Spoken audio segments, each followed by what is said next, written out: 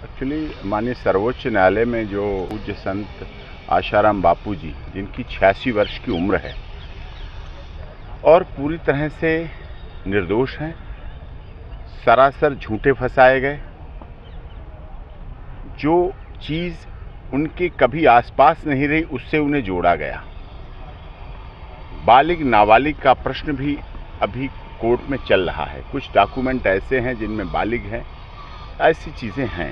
एक 86 वर्ष के संत की जो जमानत है मेडिकल आधार पर, शरीर उनका केवल अपने तपोबल से, श्रद्धा से, आस्था से, जो उनकी धार्मिक शक्ति है, केवल उसके बल पर वो चल रहे हैं।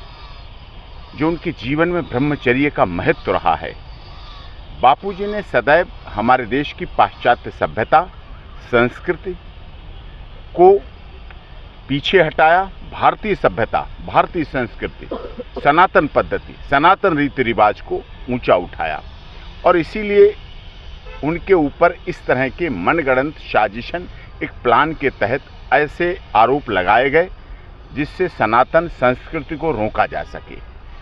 उन्होंने उस समय लगातार काफ़ी संघर्ष किया और उस संघर्ष उनका आज भी जारी है।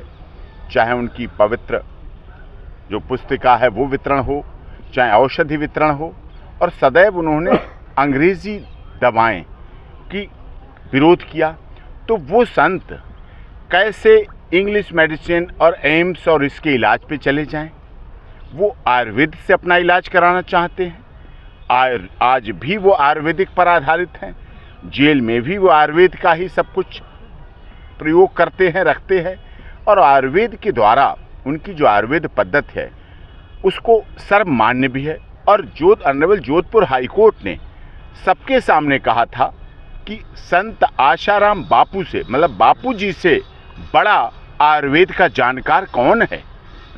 ये ऑनरेबल कोर्ट की बात थी। तो उसके बारे में ये सब कुछ होते हुए ऐसे समय में, जबकि आज देश में सनातन पद्धति पूरी तरह से आज स्वतंत्रता मिल रही है, वो बाध्यताएं खत्म हो रही हैं, तो हम चाहते हैं, सभी चाहते हैं, उनके साधक चाहते हैं, देश और दुनिया में साधक कानूनी पद्धति से, लीगल पद्धति से आधार पर पूज्य संत आशाराम बापू जी, जो कि इतने वर्ष से जेल में हैं, एक दिन भी नहीं निकले, एक घंटे के लिए नहीं निकले, जबकि पैरोल, इंटरिम बेल, इलाज के लिए बड़े बड़े जघन्य केसों में, बड़े बड़े जघन्य आरोपों में, चाहे आतंकवादियों के हों, चाहे देशद्रोहियों के, जो देश के लिए गलत हैं, जो राष्ट्रीय सुरक्षा के लिए खतरा हैं, जो बड़े बड़े भ्रष्टाचार के स्कैम करके लोगों को बर्बाद कर चुके हैं, ऐसे लोगों को भी माननीय अदालत के द्वारा समय समय पर इंटरिम बेल, पैरोल और जो हमारे साधन हैं, जो हमारे भारत के संविधान, डॉक्टर भीमराव अंबेडकर जी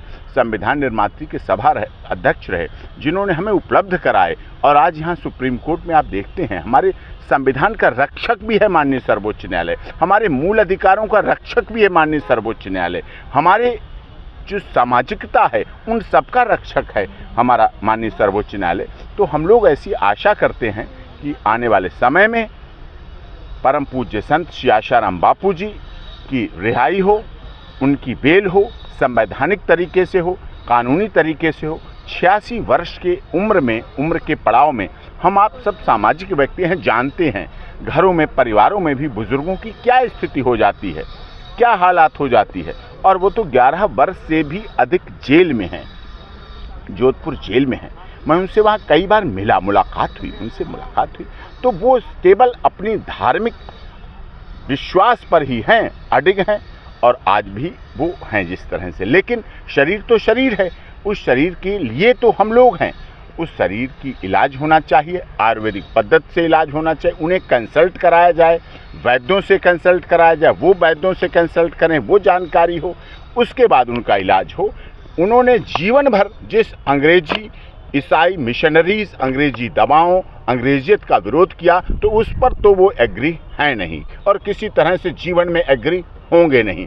उन्हें सीधी सीधी आयुर्वेदिक दवा, आयुर्वेदिक इलाज, आयुर्वेदिक अस्पताल, चाहे वो हमारी भारत सरकार के आयुर्वेदिक अस्पताल हों, हमारा आयुर्वेद मंत्रालय है, हमारी भारत सरकार है, हमारी उसमें से आयुर्वेद के द्वारा अस्पतालों से सरकारी आयुर्वेद के अस्पताल हों, प्राइवेट आयुर्वेद का अस्पताल हो, उनके चिकित्सक हैं, उनके वैद्य हैं, उनके द्वारा कंसल्ट होकर इलाज हो, ऐसा हम चाहते हैं। और यहाँ माननीय सर्वोच्च न्यायालय ने कहा है कि जोधपुर हाईकोर्ट जाइए तो वहाँ भी जाया जाएगा। कानून का प्रत्येक दरवाज़ा जो परम पूज्य संत श्री आशाराम बापू जी की रिहाई के लिए हो सकता है वो किया जाएगा। अभी आपने पिछले दिनों देखा 14 फरवरी वैलेंटाइन डे, पाश्चात्य सभ्यता के लिए क्या क्या नहीं होता है। जिस तरह से हमारी बहन बेटियों का यौन शोषण होता है 14 फरवरी को वैलेंटाइन डे के नाम पर, और फरवरी के बाद मार्च, अप्रैल और मई तक उन बहन बेटियों के हालात गाइनो डॉक्टर, लेडी डॉक्टर से पूछिएगा। आप लोग वरिष्ठ पत्रकार हैं, उनके क्या हालात हो जाते हैं, हमारी बहन बेटियों के क्या क्या हालात हो जाते हैं। उसी के उल्टे परम पूज्य संत श्री आशाराम बापू जी ने 14 फरवरी को वैलेंटाइन डे के बजाय माता पिता पूजन दिवस मनाया कि जो बच्चे माता पिता की आज्ञा मानेंगे, पूजन करेंगे, बच्चे को पिता मिलेगा, माता मिलेंगे और एक दूसरे से मिलते जुलते रहेंगे, प्यार करेंगे, सम्मान करेंगे, आरती उतारेंगे, सब कुछ करेंगे। तो ऐसे संस्कार बढ़ाने, ऐसे संस्कार चलाने, ऐसे संस्कार आगे करने का काम परम पूज्य संत श्री आशाराम बापू जी ने लगातार वर्षों वर्ष से किया है और यही उनकी लड़ाई है। वो चाहते हैं रक्षाबंधन, भैया दूज और हमारे 30 त्योहार मनाए जाएं, और पाश्चात्य सभ्यता कहती वैलेंटाइन डे, लव डे, किस day, hug day, propose day, hello day बनाया जाए। यही विरोध है, लेकिन जीत सनातन की होगी। सत्य परेशान हो सकता है, पराजित नहीं हो सकता है, जीतेगा। समय लग रहा है। हम भारत सरकार से भी अनुरोध करते हैं, माननीय अदालत से भी अनुरोध करते हैं और सभी से कानूनी तरीके से, सामाजिक तरीके से संत बापू जी की, आशाराम बापू जी की रिहाई हो, और बहुत दिन हो चुके हैं।